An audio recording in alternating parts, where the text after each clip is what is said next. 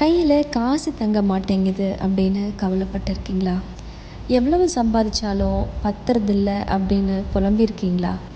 வரவுக்கு மேலே செலவு பண்ணுறேன் அப்படின்னு வருத்தப்பட்டிருக்கீங்களா?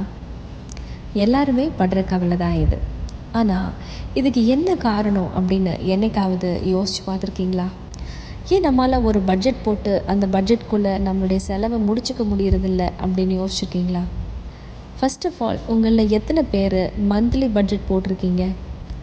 ஒரு மாதம் இவ்வளவு தான் வரவு வருது, இவ்வளவு சேர்த்து வைக்கணும், இவ்வளவு தான் செலவு பண்ணணும் அப்படின்னு. நம்ம பொதுவாகவே டெபிட் கார்டு அல்லது க்ரெடிட் கார்டு யூஸ் பண்ணும்போது நம்ம எவ்வளோ செலவு பண்ணுறோங்கிறத நமக்கு வரமுறை இருக்கிறது கிடையாது.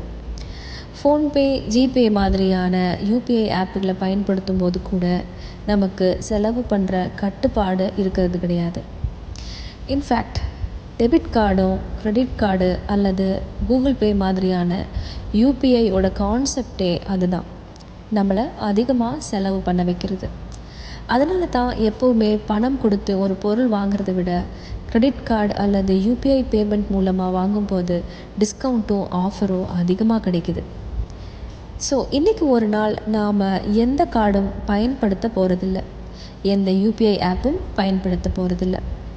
வழக்கமாக எவ்வளவு காசு ஒரு நாளைக்கு நம்ம செலவு பண்ணுவோமோ அதோட பாதி காசை மட்டும் இன்றைக்கி பணமாக எடுத்து கையில் வச்சுக்க போகிறோம். இன்றைக்கி நாள் 15. இன்றைக்கோட டாஸ்க் கேரி கேஷ்.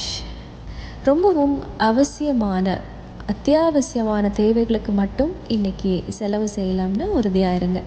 ஒவ்வொரு முறை நம்ம செலவு பண்ணும்போதும் நம்ம கையில் இருந்து பணமாக கொடுக்குறப்ப நமக்கு எவ்வளவு செலவு பண்ணுறோம், அது அவசியமாக பண்ணுறோமா இல்லையா அப்படின்ற புரிதல் இருக்கும். கையில் இருந்து ஒவ்வொரு முறை நம்ம பணம் எடுத்து கொடுக்குற போதும் ஒரு சின்ன உறுத்தல் ஏற்படும். இன்றைய நாள் முடிவில் ஒரு கணக்கு எடுத்து பாருங்கள், எவ்வளவு செலவு பண்ணியிருக்கீங்க அப்படின்றது. நேற்றைய விட இன்றைக்கி எவ்வளவு கம்மியாக செலவு பண்ணியிருக்கீங்க அப்படின்றதையும் கணக்கு போட்டு பாருங்கள். உண்மையாகவே உங்களால் அனாவசிய செலவை இதை மாதிரி பண்ணுறதுனால கட்டுப்படுத்த முடியும்னா இதை தினமும் ஃபாலோ பண்ண ட்ரை பண்ணுங்கள்.